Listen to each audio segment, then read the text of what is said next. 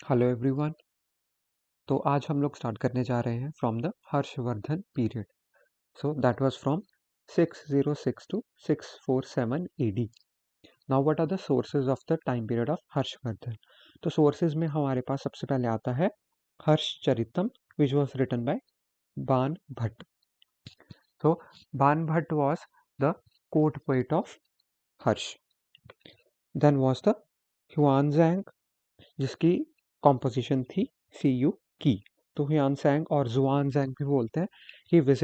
He was a Chinese traveller who visited India during the time period of Harshvardhan. तो एक ये source है। इसके बाद हमारे पास एपिग्राफिकल सोर्सेज हैं। For example the Madhuban copper plate inscription and the Aihole inscription, which is the Prashasti of Pulakeshin II. Okay, so these are the sources of Harshvardhan time period, which includes Harshcharitam, which was written by Banbhat, then was Huanzang's or Zhuanzang's Cu Ki, and then was the Madhubani copper plate inscription and Aihole inscription. Harshvardhan is often called as the last great Hindu emperor of ancient India. So Harshvardhan is referred to as the last great Hindu emperor of ancient India, because इनके बाद में कोई एक बड़ा Hindu empire create नहीं हुआ और उसके बाद में मुस्लिम इन्वेजन स्टार्ट हो गए, जो कि हम लोग मेडिवल इंडिया में पढ़ेंगे। During the ancient time period he was the last great Hindu emperor ancient India का। तो what was the polity and administration like in Harshvardhan time period? So he was the son of Prabhakar Vardhan of Pushyabhuti dynasty or Vardhan dynasty, who ruled from Sthaneshwar or modern day Thanesar.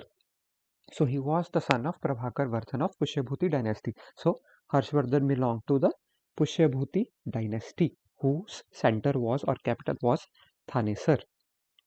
He annexed Malwa and moved his capital to Kannauj. तो ये पुष्यभूतिज जो थे, ये पहले तो Thanesar area के around में इनका मेन सेंटर था। उसके बाद में जब हर्षवर्धन ने मालवा को एनेक्स कर लिया था, मतलब मालवा को अपने कब्जे में ले लिया था, तो उसके बाद में he moved his capital to Kannauj. He also annexed Bihar and Bengal. तो अगर हम लोग मैप से देखें तो जो हर्षा की टेरिटरी थी वो ये थानेसर वाला एरिया, नॉर्दर्न पार्ट इंक्लूडेड था इसमें, गुजरात का पार्ट इंक्लूडेड था, सेंट्रल इंडिया का पार्ट इंक्लूडेड था, बिहार बंगाल का पार्ट इंक्लूडेड था। So this was the territory of Harshvardhan. There were two types of territories under his rule. तो हर्षवर्धन के टाइम पे दो तरह की टेरिटरीज थी। एक तो ऐसी थी जो कि डायरेक्टली हर्षवर्धन के कंट्रोल के अंडर थी, तो उसके डायरेक्ट कंट्रोल के अंडर थी। उसमें कौन कौन सी थी? बंगाल, कलिंग, राजपुताना, गुजरात और मालवा। तो ये जो थे ये हर्ष के डायरेक्ट कंट्रोल में थी। वाइल जो दूसरी तरह की कैटेगरी हमें मिलती है that was of feudatory control, मतलब फ्यूडेटरी ऑर्गेनाइजेशन थी। इनके अलग अलग चीफ्स जो थे वो हर्षवर्धन ने अलॉट किए गए थे कि आप इन एरियाज को कंट्रोल करो। तो फ्यूडेटरी कंट्रोल कहाँ कहाँ पे था? It was in Punjab, Kashmir, Kamrup kingdom which is modern day Assam, और नेपाल में। तो दो तरह की टेरिटरीज हमें हर्षवर्धन के रूल में मिलती हैं। पहली तो वो जो डायरेक्टली उसके कंट्रोल के अंडर थी, और दूसरी थी जहाँ पे फ्यूडेटरी चीफ्स थे। Okay, his rule marked the proper beginning of feudalism in India. So feudal system जो था इंडिया में, प्रॉपर जो बिगिनिंग थी उसकी, वो हर्षवर्धन के रूल के टाइम पे हुई थी। ऑल्दो हमने पढ़ा था कि गुप्ता टाइम पीरियड में भी फ्यूडलिज्म था, बट स्टिल जो सेंटर था वो ज़्यादा स्ट्रॉन्ग था दैन दीज फ्यूडेटरीज। वाइल यहाँ पे तो दो तरह की टेरिटरीज ही डिवाइड कर दी गई थी, ये जो डायरेक्टली हर्षवर्धन के कंट्रोल में थी और ये जो फ्यूडेटरीज के कंट्रोल में थी। So the proper beginning of feudal system और feudalism in India was during the time period of Harshvardhan. He also wanted to conquer the South India, but he was defeated by Chalukyan king Pulakeshin II. So this is very important. He was defeated by a Chalukyan king Pulakeshin II at the banks of river Narmada. तो नर्मदा नदी के किनारे पे he was defeated by a Chalukyan king Pulakeshin II. Hence, Narmada became the de facto southern boundary of Harsha's kingdom. तो हर्षवर्धन की जो kingdom थी उसकी जो साउदर्न बाउंड्री थी that was the river Narmada. और ये चीज़ हम लोग इस मैप से भी देख सकते हैं कि ये जो नर्मदा रिवर जा रही है यहाँ से, तो उसके ऊपर वाला एरिया ही हर्षवर्धन का था। तो Narmada river became the de facto boundary of the empire of Harshvardhan.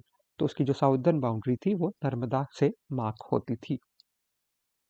Now in his administration, अगर हम लोग एडमिनिस्ट्रेशन की बात करें तो जो उसके मेन ऑफिशियल्स थे उनके अलग अलग नाम थे। For example, Avanti who was the minister of foreign affairs, Banu और Banu who was the record keeper, Dhrigdhvaj who was the royal messenger, Kuntal who was the cavalry officer, Mahapratiha, who was the chief of palace guards, then Simhanand, who was the commander in chief, then Skandagupt, who was the chief of elephant forces, and Sarvagat, who was the chief of intelligence department.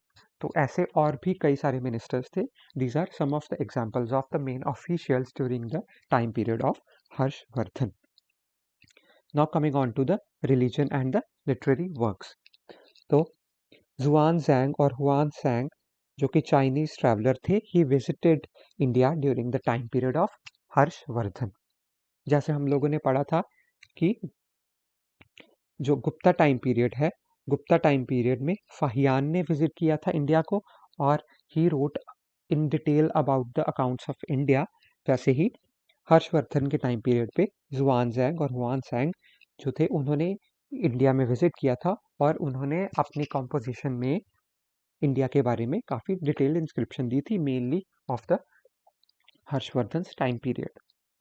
Harshvardhan he became a great patron of Buddhism and supported Nalanda university. तो Buddhism को वो follow करते थे और support करते थे Nalanda university को, जो कि बुद्धिस्ट टीचिंग्स का ही एक सेंटर था, नालंदा यूनिवर्सिटी। तो उसको भी वो सपोर्ट करते थे। He himself wrote some works. For example, his Sanskrit works, they include Ratnavali, Priyadarshika, and Nagananda. So these were the composition of Harshvardhan. Now coming on to the economy. Economy में agriculture was the mainstay occupation. So main economic activity during the time of Harshvardhan was agriculture.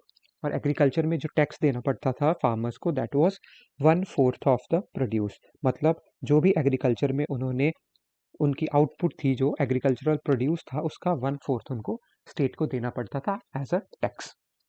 Now coming on to the decline of Harshvardhan's dynasty. तो उसकी decline कैसे हुई? Soon after his death. तो जब हर्षवर्धन की death हो गई इन 647 AD, तो soon after his death the empire of Harshvardhan it disintegrated. तो Harshvardhan was the only big ruler of this his dynasty.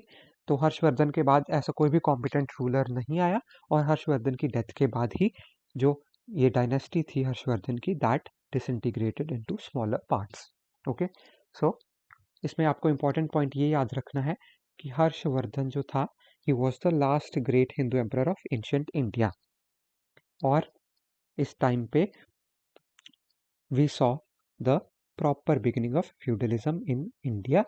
And एक थर्ड पॉइंट और याद रखना है कि he was defeated by Chalukyan king Pulakeshin II at the banks of river Narmada, which became the de facto southern boundary of Harshvardhan's empire.